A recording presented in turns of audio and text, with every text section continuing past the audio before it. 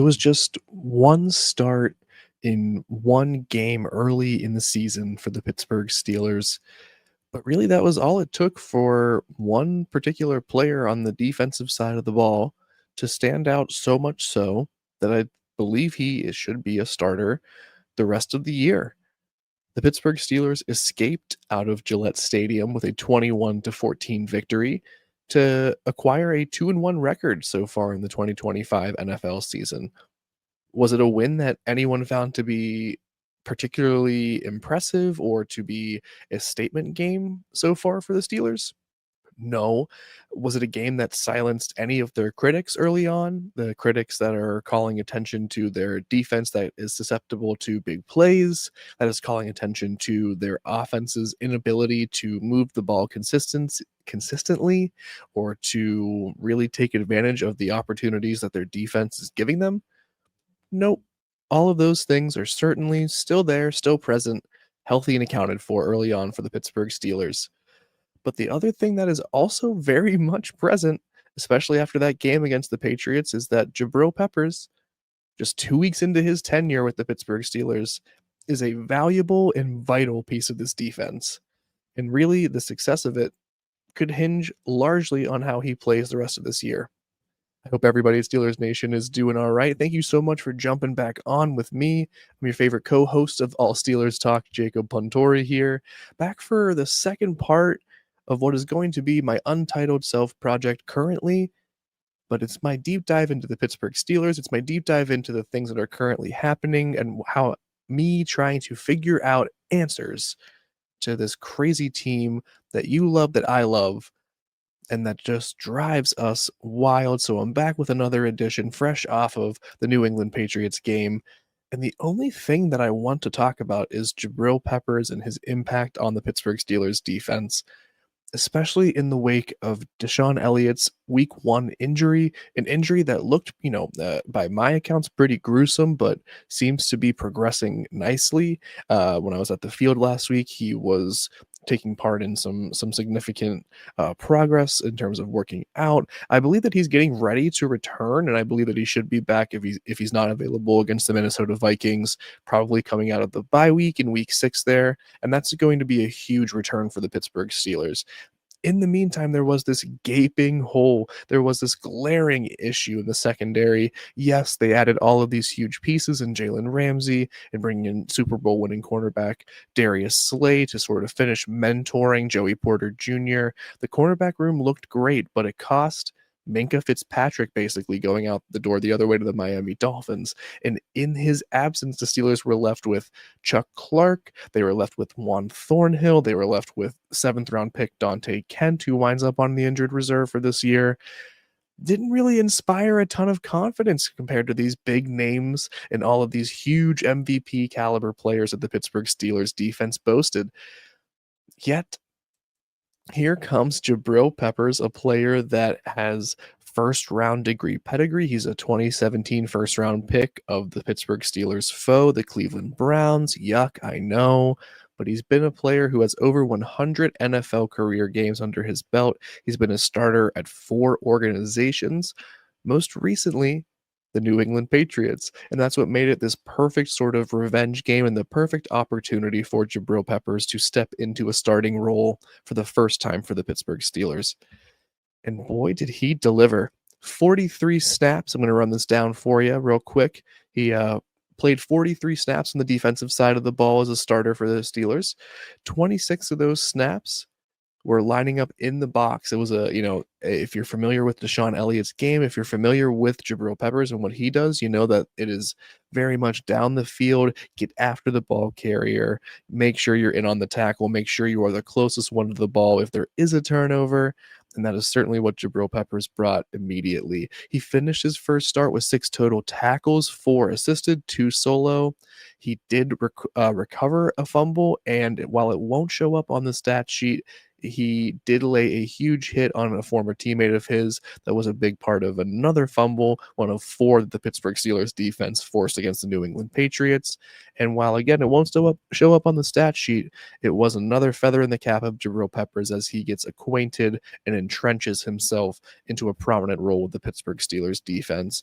As I was mentioning a second ago, the thing that really stuck out to me was that the Steelers were know exactly what Jabril Peppers' strengths are, and that is in the run game, and that is as a slot cornerback and defending that slot position. He played 26 snaps in the box, and I think the Steelers' defense, while their rushing game has not necessarily improved, they have allowed three straight 100-plus yard rushers to begin the 2025 season. When they were forcing turnovers in the run game, Jabril Peppers was right there. As I was saying a second or two ago, he lays this huge hit. He puts his head down, runs into Antoine Gibson. He and TJ Watt force a fumble. Bango bango, the Steelers offense gets another chance that they will squander. Let's not, get too far ahead there. That's a topic for another day, but the Steelers offense were given multiple opportunities thanks to the efforts of Jabril Peppers and company. Here is my big question moving forward. The Pittsburgh Steelers now have this player in Jabril Peppers, who, by my accounts, is someone who needs to be on the field as much as possible. Is someone who has usurped Juan Thornhill. He is someone who has, while Chuck Clark has benefited this team, has certainly brought value and some sort of consistency without a number one go-to guy. He is certainly no Jabril Peppers, and I think having him there as the go-to guy alongside Deshaun Elliott really completes the secondary. And I think if the Steelers are able to go from losing Minka Fitzpatrick and having a very questionable safety group to having a group that is, not a group of all pros, while it's not a group of Hall of Fame safeties. It's not a dream team of four safeties. It is certainly a group that can get wins and complements one another and provides good defensive football. Deshaun Elliott is an excellent safety. The sooner the better for the Pittsburgh Steelers for having him on the field. Jabril Peppers is someone that they can use as sort of this Swiss Army knife. They can have him. What's up, AST Nation? I've teamed up with DraftKings. The next great touchdown is coming. You can bet on it. And the best way to do so is through DraftKings Sportsbook, where new customers who bet just $5 get $200 in bonus bets instantly. Love the thrill of live betting? DraftKings has got you covered. Bet live on in-progress games right as they happen. Then use your bonus bets to stay in on the action with DraftKings same-game parlays for a shot at an even bigger payout. And don't worry, if sports betting is not yet available in your state, you're fine. You can still join in on all of the fun with DraftKings daily fantasy sports and have the shot to win cash prizes. New customers bet $5. That's $5 to get $200 in bonus bets instantly. Sign up using my promo code ALLSteelers and get in on the action today. Only at DraftKings Sportsbook. Operating as the strong safety when Deshaun Elliott is on the field. They can move him down into the slot corner position so that they can then have you can have him, you can have Jalen Ramsey, you can have Darius Slay, Joey Porter Jr., and Deshaun Elliott, some combination of those five defensive backs all on the field at the same time. And again, all we're talking about this group that was once very weak, and that was really the biggest question mark of this Pittsburgh Steelers defense. No offense to Juan Thornhill and to Chuck Clark, but they really didn't inspire the most confidence when it came to this Steelers defense. And now you go from that to Deshaun Elliott, Jabril Peppers, and a rotation of Chuck Clark and Juan Thornhill coming in on certain pass coverage situations, giving those two breathers throughout the game, keeping everybody fresh. That is depth, and that is what will get this team to better results. I understand that this was not a game that erased the first 2 weeks of the Pittsburgh Steelers season. By no means am I saying that, and by no means do I think their performance in week 3 against the New England Patriots was anything better than exactly what it needed to be to help escape with a victory. It was not game-changing elite defense. This team has so far to go in order to become an elite top 5 defense. Really, and I said this recently on the All Steelers Talk podcast as well, I believe the potential for them to be a top 10 defense certainly exists. I think the key to that is obviously making sure the pass rush is as elite as it is supposed to be. But the other key part of that is making sure that their safeties are doing what they're supposed to do so that the secondary can operate efficiently. Jabril Peppers has come in, and again, through 2 weeks of being with this team, through just a handful of practices, this player who has just over 100 games of NFL experience and was a surprise cut by the New England Patriots just before this season kicked off. He comes into Pittsburgh and he instantly shows this team that if you have the right combination of players that are suited to do what Mike Tomlin's defense is expected to do, all of a sudden you are showing promise, and all of a sudden you are showing signs of a defense that can be elite.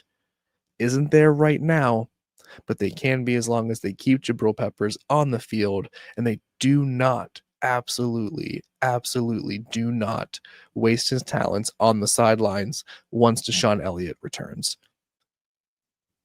If you haven't figured it out by now, I'm a big fan of the newest safety that's lacing up his cleats for the black and gold, and I am excited to see how Mike Tomlin and Terrell Austin continue to find ways to involve, incorporate, and further use their newest piece on defense.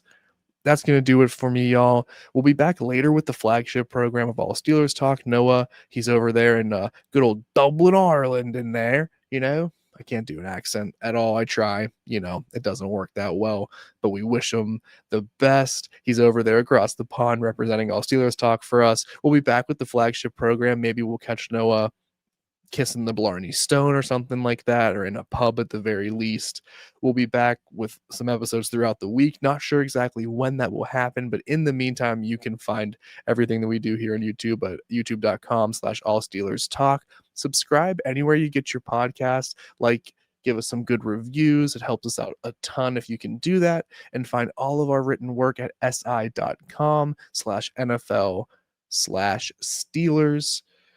And we'll see you guys soon. Lastly, be good, be kind, Steelers Nation, and we will see y'all soon. Peace.